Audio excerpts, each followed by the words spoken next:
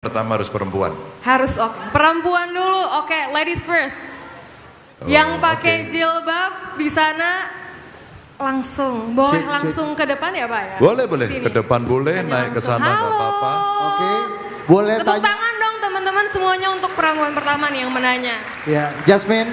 Ya? Ini boleh tanya apa aja asal jangan nama-nama ikan ya. Oh iya. Harus yang substansial, ini generasi cerdas nih Pak. Boleh tim mic-nya diberikan? Halo. Boleh, oke. Ya. Cek. Di Halo? oke. Oh ya. Di depan sini aja deh. Oke, nggak apa-apa. Ya. Oke, mau duduk atau berdiri? Duduk. Diri aja Oke. Bapak. Berdiri aja, oke. Memang ini untuk hostnya sebenarnya. Oke. Maaf, Bapak. Jadi berapa nilai Kementerian Pertahanan menurut Anda? Jangan nangis tapi jangan nangis ya. Enggak, jangan nangis. Oke. Oke, selamat sore Bapak Ganjar. Mungkin perkenalkan sedikit, nama saya Dea Salsabila. Saya merupakan Siapa? Dea. Dea. Oke, Iya. Dea. Dea Salsabila. Saya merupakan alumni Sekolah Staf Presiden. Di sini mungkin sedikit penjelasan sedikit Pak, bahwa saat ini mengenai permasalahan pemuda saat ini, kita tuh sangat sulit untuk mendapatkan hunian.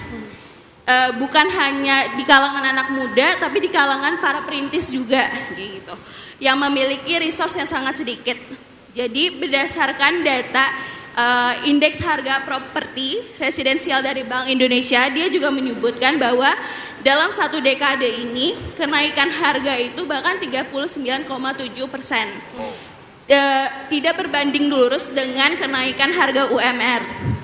Jadi pertanyaan saya adalah bagaimana strategi dari Bapak Ganjar untuk menghadapi masalah ini, dan juga bagaimana dengan adanya program rumah kita sebanyak 10 juta itu dapat efektif dan juga tepat sasaran. Mungkin bisa juga dielaborasikan kira-kira mekanisme programnya seperti apa. Makasih Bapak. Wah, terima kasih deh ya. Ini 10 juta hunian nih lekat banget Ini, sama Gen Z dan milenial nih Pak. Ya. Iya. Ini pertanyaanmu udah kayak musrembang ya, Mas Ganjar masa-masa jadi gubernur nih. Bener. Boleh silahkan langsung. Terima kasih Dea. Oke, Dea, makasih Dea. Tepuk tangan untuk Dea. Ya. Gimana tuh Pak? Ini biasanya teman-teman yang baru nikah nih Pak. Dea. Rumah, Kamu tinggal di rumah susun oke nggak? Oke ya? Oke. Selesai, itu jawabannya. Teman-teman terima kasih. Ini pertanyaan yang cukup banyak. Rasa-rasanya untuk mereka yang pendapatan jumlah tertentu perlu mendapatkan fasilitas. Saya mau sampaikan apakah bentuknya nanti subsidi, apakah bentuknya model seperti rusunawa atau rusunami. Maka saya tanyakan dulu tadi, kamu kalau tinggal di tempat rumah susun itu kira-kira oke apa enggak? Tapi yang perlu kita pikirkan adalah jenis rumah susunnya. Seringkali enggak nyaman, ya enggak? Kotor, jorok. Padahal di banyak negara maju, super blok itu sudah menjadi tempat yang sangat biasa. Kalau kemudian pasangan-pasangan muda atau anak-anak muda lagi masuk ke satu bursa kerja baru, mereka lagi mulai menikmati hasil-hasil pertama, tentu ini tidak mudah. Maka pembangunan perumahan yang sekarang backlognya banyak sekali mesti kita kejar. Tapi saya pernah konsultasi juga dengan Ray untuk kemudian dia bisa mendesainkan rumah yang murah dan kemudian bisa menampung lebih banyak. Saya hitung tadi anak-anak muda atau pasangan muda itu desain seperti apa. Yang saya kasih PR kepada kawan-kawan adalah coba bicarakan tentang super blok. Dengan super blok harapannya itu bisa berjalan. Tapi Dea, kalau yang ada di desa, kami pernah membuat program namanya beli tanah dapat rumah. Karena waktu itu di Jawa Tengah maka pakai bahasa Jawa. Tuku lemah oleh homah. Jadi tanahnya dari mereka, rumahnya yang bangun kita. Bentuknya mirip-mirip subsidi. Tapi untuk ukuran yang lebih banyak, rasa-rasanya pola-pola yang lain seperti model super blok yang bisa dihuni oleh banyak orang, baik itu milik ataupun sewa, itu menjadi bridging yang pertama. Begitu. Super blok ya Pak ya? Ya. Oke. Oke, Terjawab deh. Mana lagi pertanyaan? Cek, oke. Yang mana? Ya, Oke. mau ada Ya, pertanyaan lanjutan atau enggak? Tujuh. Pertanyaan lanjutan nih Mas. Iya. Mumpung di sini ya. Ya, apakah Perempuan lagi? Pak, Oke. perempuan lagi ya Pak? Perempuan Saya dulu? yang pertama aja, yang kedua terserah. Oh yang kedua terserah. ya. Oke. Kita mau coba ada yang dari luar Jakarta nggak nih maksudnya sekalian Mas? Ini boleh nih, yang pakai baju hitam. Ya, dari luar Boleh. Jakarta apa dari keluarga Dari- baik-baik? Dari apa? Dari keluarga baik. Ayo, Ayo, yang mana? Ini. yang mana? Ada dua tuh. Iya, Mas yang pakai baju hitam. Oh, Karena iya. harus laki-laki biar balance. Yang cowok, yang cewek. Yang Yang cowok. cowok. Oh cowok. Oh, ini. Ya. Gue sumbangkan Dari- mikrofon gue. Ini yang pakai baju hitam banyak sekali nih, Pak Andre pakai, Pak Ciko pakai, ini pakai baju hitam semua. Silakan duduk sini bro. Kasih duduk. Duduk, Kapan lagi lu sama Mas Ganjar duduk Iya kan? kan? Jadinya duduk. Tadi Dea nggak boleh. Enggak apa-apa Mas. Oh iya. Kawan-kawan, Oke. Mas. Tadi nggak apa-apa duduk.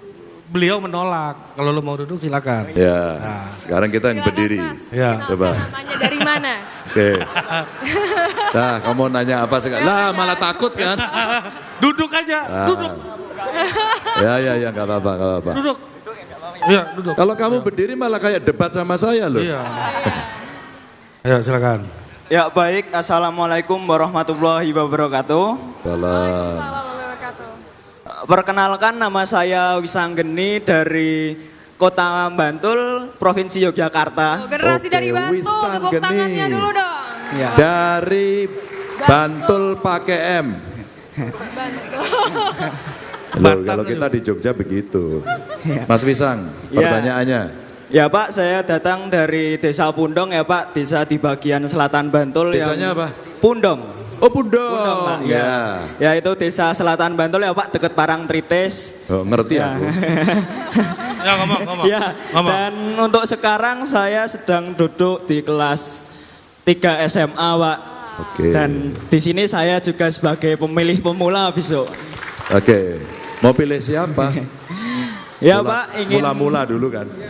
ingin menanyakan tentang peran desa di mata Bapak Ganjar. Mungkin Bapak Ganjar ada kebijakan di mana dapat mengangkat peran desa untuk menjunjung kita yang bukan siapa-siapa, kita yang tidak memiliki privilege sama sekali untuk mengeksplorasi diri kita, melakukan aktualisasi diri di tengah berbagai keterbatasan yang ada di saya Pak, di mana ada stigma masyarakat, masalah aksesibilitas. Nah, itu saya tanyakan di mana latar belakang saya juga hidup di desa dan mungkin masih kerap menemukan masalah seperti itu. Nah, maka dari itu yang ingin saya tanyakan, bagaimana kebijakan menurut Bapak untuk bisa mengusung pemuda-pemuda yang tidak memiliki privilege khususnya di wilayah desa untuk menjadi from no one to somebody Pak. Paten. Ya. Ya baik, terima Ya, kasih. silakan. Wassalamualaikum warahmatullahi wabarakatuh. Wisang, kamu pengen kerja di kota apa di desa?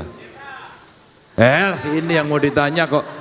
Kalau angan-angannya ya Pak, Iya, iya, mungkin untuk merintisnya saya mungkin akan kepikiran di kota, Oke. tapi setelah saya membawa ilmu yang saya dapat di kota, mungkin kedepannya akan saya bawa ke desa untuk meningkatkan desa saya ke depannya ya Pak.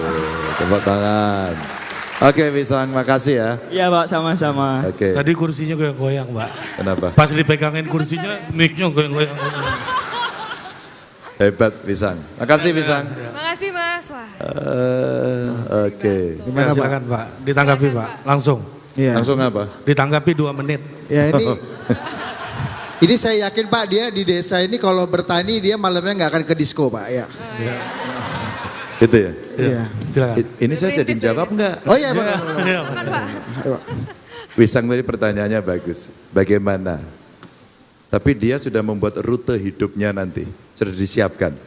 Saya ingin ke kota untuk belajar terus kembali ke desa. Saya membawa contoh yang sedikit agak berbeda, tapi saya coba tarik jadi kebijakan publik. Kenapa kemudian saya membuat program satu keluarga miskin, satu sarjana. Karena sebagian besar, bukan sebagian besar lah, sebagian mereka yang miskin itu biasanya akses pendidikannya agak kurang, di samping akses yang lain. Maka fasilitas rata-rata pendidikan yang baik tempatnya memang di kota. Rata-rata di kota. Tadi katanya satu. Maka ide Wisang tadi untuk sekolah dulu terus kembali adalah satu contoh yang paling bagus. Jadi apa programnya? Ada banyak hal potensi di desa yang tidak bisa terselesaikan. Lalu anak-anak desa yang punya kecintaan pada desa, dia mencoba mencari ilmu seperti Wisang untuk kemudian pulang mengembangkan. Dan contohnya cukup banyak sekali. Problem yang mungkin mesti diselesaikan adalah fasilitasi dari negara ada di mana. Maka Wisang sudah ada undang-undang desa. Kebetulan waktu itu saya ikut membuat. Itulah kemandirian desa yang sebenarnya didorong melalui regulasi. Dana desanya ada, PADES-nya ada, BUMDES-nya ada. Kamu pilih yang mana? Desa wisata, tadi Mas Sandi sudah menyampaikan, sekarang tumbuh. Bahkan beberapa desa wisata yang berkembang, ini pengalaman saya waktu di gubernur, itu kita kasih stimulus, dia mendapatkan anggaran dari pemerintah. Kalau dulu bantuan di desa itu 50 juta, 100 juta, 200 juta. Kalau dia mengelola desa wisata bagus, kita kasih bantuan 1 miliar. Bantuan 1 miliar. Maka dari situlah kemudian membuka ruang dan anak-anak yang sekolah punya ilmu di kota itu dia akan kembali. Pernah suatu ketika saya ketemu dengan mahasiswa arsitek. Pak Ganjar, saya ingin bantu Bapak untuk mengembangkan desa. Apa yang bisa saya sumbangkan? Ilmumu apa, bro?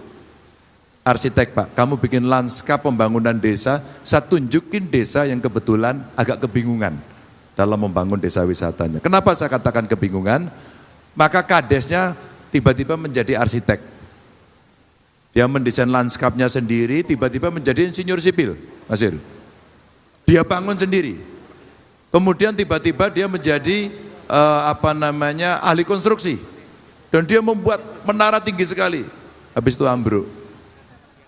Apa yang mau saya katakan, kolaborasi inilah yang kemudian bisa kita dorong. Itu kenapa kemudian kita membuat program itu agar ketika mereka sekolah ke kota dibiayai, dia akan kembali ke desanya. Gitu, Wisang. Ya, jadi kalau nanti kamu sudah selesai, kamu kembali. Pak, saya mau nanya Pak. Ya. Soal Wadas ini gimana sih Pak? Kenapa? Udah terselesaikan atau belum? Wadas, kalau dari sisi penyelesaian ganti rugi dan sebagainya tinggal 3 orang. Yang lain sudah beres, bahkan sudah ada yang diinvestasikan hasilnya itu untuk restoran, ada yang untuk usaha, sudah cukup banyak. Maka dalam konteks itu ada kewajiban. Saya sampaikan kepada kawan-kawan, kita harus menjadi teamwork yang bagus, maka BPN kerja membereskan seluruh administrasinya, pembayarannya di balai besar. Nah, saya penanggung jawab wilayah yang harus saya dorong. Nah, apa wisdomnya untuk calon gubernur penerus Bapak di Jawa Tengah, seandainya Bapak jadi presiden nanti, agar tidak ada persoalan yang serupa akan terjadi lagi? Ini pertanyaan bagus. Iya. Ketika musrenbang, ketika merencanakan pembangunan yang kira-kira akan berdampak di desa, libatkanlah mereka. Maka biasanya saya punya tradisi ketika musrenbang pasti ada 3 yang kita libatkan. 1 kelompok perempuan, 2 penyandang disabilitas, yang 3 anak-anak. Maka kalau kemudian ada pembangunan yang punya dampak langsung kira-kira ada di sana, sebaiknya diajak apakah itu program pemerintah maupun program dari BUMN. Contohnya semen Rembang, aku tambahin sendiri. Ini 2 yang waktu itu complicated dan dua-duanya bukan program saya. Tapi sebagai gubernur, saya diajari orang tua saya, jangan ngambil manisnya saja. Pahit pun kamu harus tanggung jawab karena amanah itu ada di situ. Gitu. Itu Pak ya. Kasih audiens dulu. Ya, kalau gua nanya lagi bisa nggak bisa habis waktunya nih. Iya. Kita langsung ke last question aja ya Pak. Ya. Ya, Oke, pertanyaan terakhir nih dari yang circle-circle sini dekat. Tuh. Pakai. ya mana? Boleh Ayo. Pak. Silakan. Ayo. Memang kadang-kadang kita merasa paling all out atau belum tentu kepilih bos. Itulah hidup ya. Iya. Baju lu gue apresiasi keren. Udah all out kan? Iya. Elektabilitas nggak naik-naik kan? Iya. Pak ya? Lembaga survei udah dikerahkan. Silakan. Silakan. Boleh duduk, boleh berdiri, terserah Mau Anda. duduk atau berdiri? Iya. aja. Ya, aku juga berdiri kalau gitu. Namanya siapa? Perkenalkan nama saya Rima Kusuma Dewi, saya Siapa? Rima. Rima. Iya. Oke, Rim. Mahasiswa UGM angkatan 2020. Waduh, fakultas apa? Kedokteran Kesehatan Masyarakat dan Keperawatan. Jurusannya Ilmu Keperawatan. Ilmu keperawatan. Tahu nggak ketua alumni namanya siapa? Oke. Kan Pak belum alumni Nggak penting, Pak. nggak. Kan belum alumni. Belum dia. alumni, jadi Ya. nggak perlu ini Pak mengetahui Oke. juga. Namanya Ganjar Pranowo. Alah, nggak ya. usah kamu ini. Mau saya sebutin sekretarisnya? Nggak usah. Sekretarisnya lagi sibuk kok jadi juru bicara. Baik, Oke, Bapak. Rim. Masih ngobrol nggak Bapak sekretaris? Nggak usah, ini biar tanya. Oke, Rim. Saya izin bertanya, sebelumnya izin baca ya Pak, takut kelewatan. Nggak apa-apa. Dalam, Aku baca sendiri? Nggak usah Pak, saya Nggak bacakan. usah, benar. Dalam dokumen visi dan misi Bapak, ada bagian menarik yang saya beri perhatian khusus, yakni terkait ekonomi hijau. Dokumen tersebut menuliskan beberapa langkah strategis yang Bapak usung untuk menjawab lingkungan hidup yang bersih dan berkelanjutan. Namun, kita sama-sama tahu bahwa Bapak tidak lepas dari dua peristiwa yang mendapat perhatian nasional, yaitu Wadas dan Rembang. Nah, ini yang menarik. Pada aspek lainnya, Bapak telah menunjukkan komitmen dengan memiliki track record dalam kebijakan untuk memberi perhatian khusus pada isu lingkungan. Salah satunya di Jawa Tengah membangun 2.369 desa mandiri energi. Mulai dari menggunakan tenaga surya, hidro, panas bumi hingga sampah. Manfaatnya adalah biaya listrik murah, diversifikasi ekonomi, pengembangan industri baru, lapangan kerja baru, perbaikan lingkungan udara dan tanah, hingga penurunan biaya kesehatan. Pertanyaan saya, dengan segala dilema untuk mewujudkan pembangunan yang ada, bagaimana Bapak Ganjar Pranowo menempatkan diri dalam kebijakan-kebijakan yang akan diambil kelak apabila menjadi presiden dengan tetap berkomitmen pada upaya menjaga kelestarian lingkungan hidup di Indonesia. Tepuk tangan. Terima kasih. Ini waktunya saya untuk menyampaikan cerita yang selama ini untold story. Wah, Oke Pak. ya? Cocok Cocok nih ya? Pak, Cocok cocok. deh. Ini rahasia loh ya tapi ya. Jadi waktu sama Pak Bener Jokowi loh ya. itu gimana Pak? Ini rahasia loh. Ya, Oh, rahasia ya. Jangan ditunggu-tunggu Pak. Rahasia kok yang dengerin 1000. Oh jadi Pak Ganjar akan cerita apa momen kebersamaan Pak Ganjar dengan Pak Jokowi di pesawat waktu setelah itu Pak? Udah itu udah diceritain. Oh, udah. Kamu sih nggak pernah ngundang saya untuk podcast. Wah, Udah Masa ya? berkali-kali Pak. perlu saya liatin ke kamera, saya WA Mas Ganjar terakhir. Ya. Belum dibalas ya. Iya. Ini Pange yang ngalangin Pak. Rima tadi pertanyaannya bagus. Itu memang tantangan tidak gampang. Kemarin di Kadin ya. Kemarin kita di Kadin ya Mas ya. Kita sampaikan pertanyaan yang mirip sama pertanyaan Rima.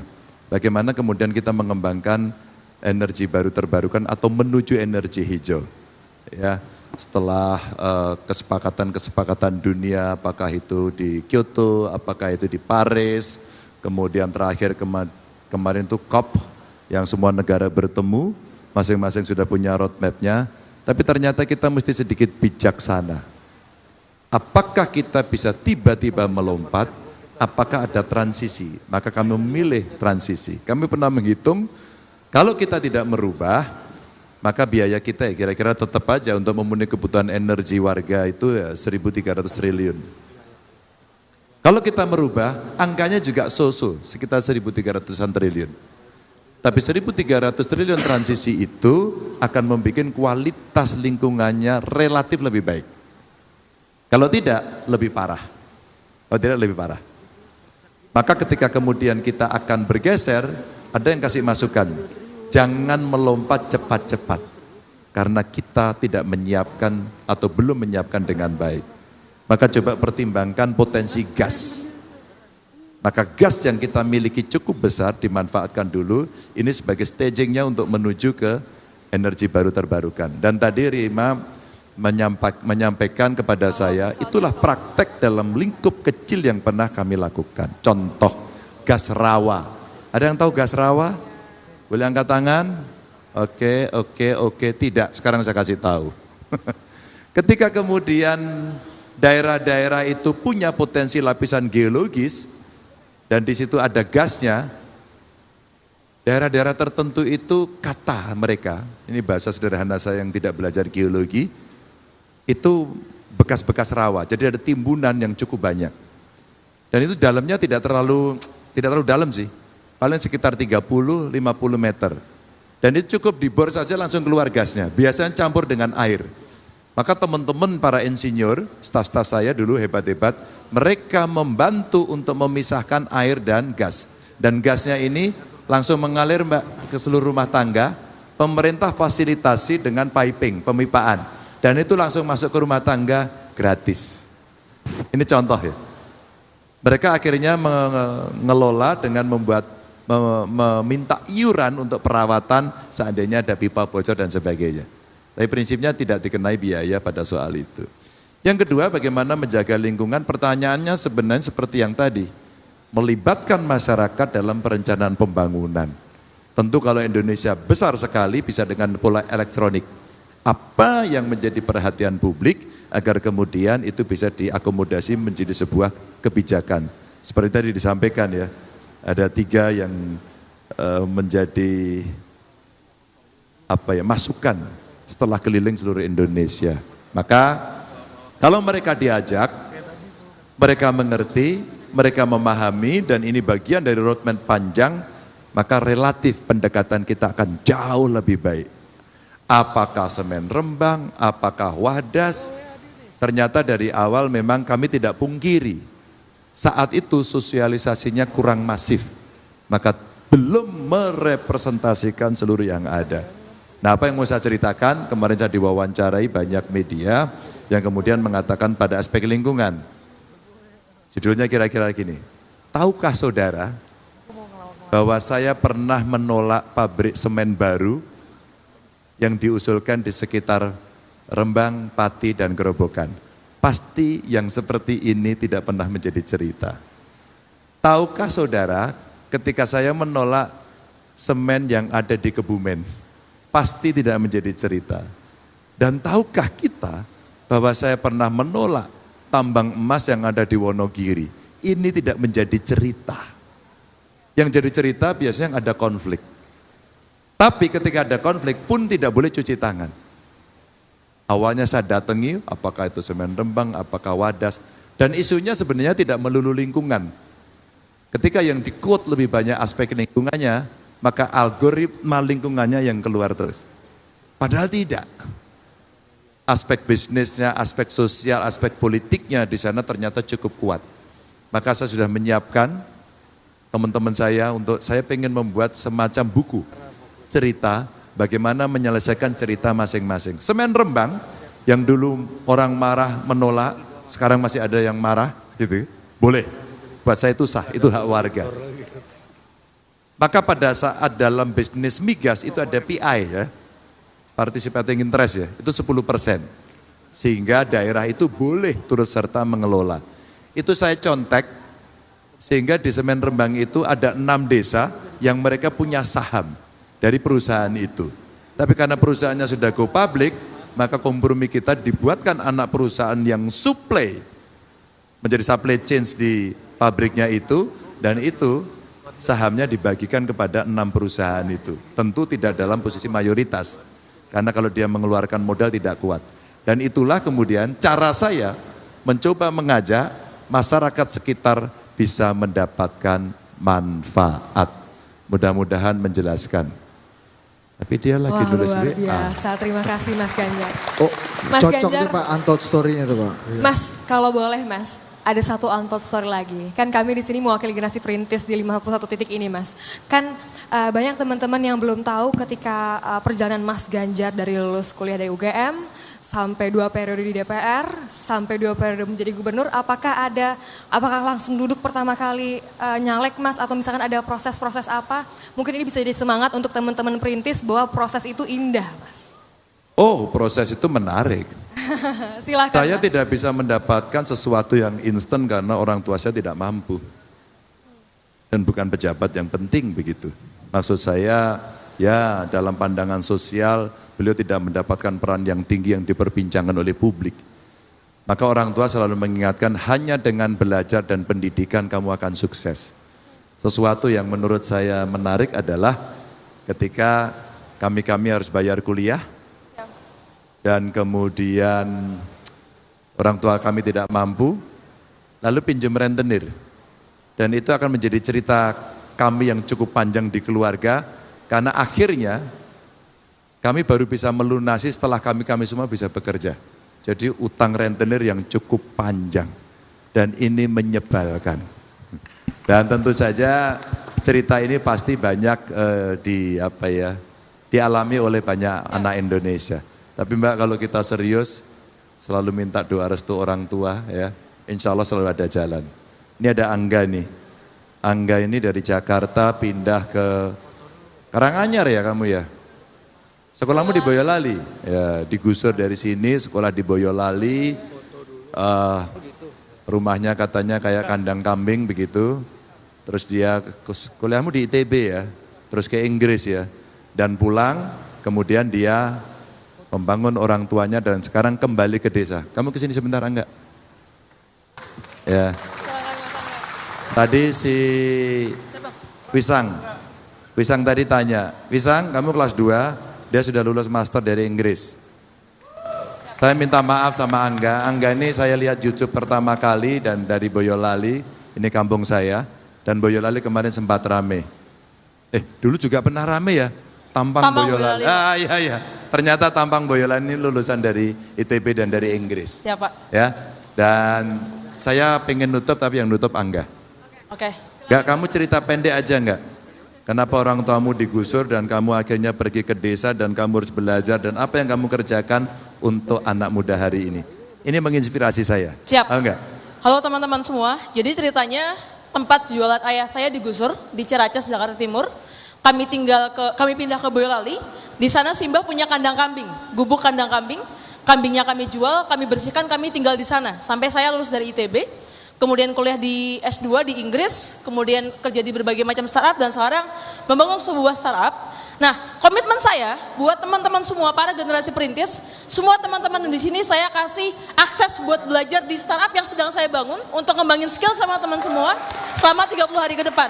Nanti silakan kontak kepada tim generasi perintis lewat Instagram. Terima kasih. Startupmu apa itu namanya? Namanya My Skill, Pak. My Skill, itu My Skill. isinya apa My Skill? My Skill adalah startup pengembangan skill dan karir. Jadi belajar marketing, belajar data, belajar bahasa Inggris dan seterusnya. Nah, kita mau support teman-teman di sini belajar 30 hari gratis di My Skill. Semuanya, Pak. Thank you Angga, makasih Angga. Teman-teman, kenapa Ganjar Mahfud membuat tim pemenangan muda? Karena kami menemukan model-model Angga ini banyak sekali. Dan kemudian dia cukup menginspirasi dan mau terlibat. Apa yang ingin saya sampaikan? Politik itu bisa agung kok, kalau kemudian orang baik masuk. Waktu saya sowan ke Romo Fran Magnis Suseno, Pak Ganjar, saya tidak pernah berubah sikap saya. Pemilu itu sedang tidak mencari orang yang baik, yang mampu, tidak. Pemilu itu mencegah orang jahat berkuasa. Terima kasih untuk semuanya. Tepuk tangan sekali lagi untuk Mas Ganjar Pranowo. Terima kasih Mas Ganjar.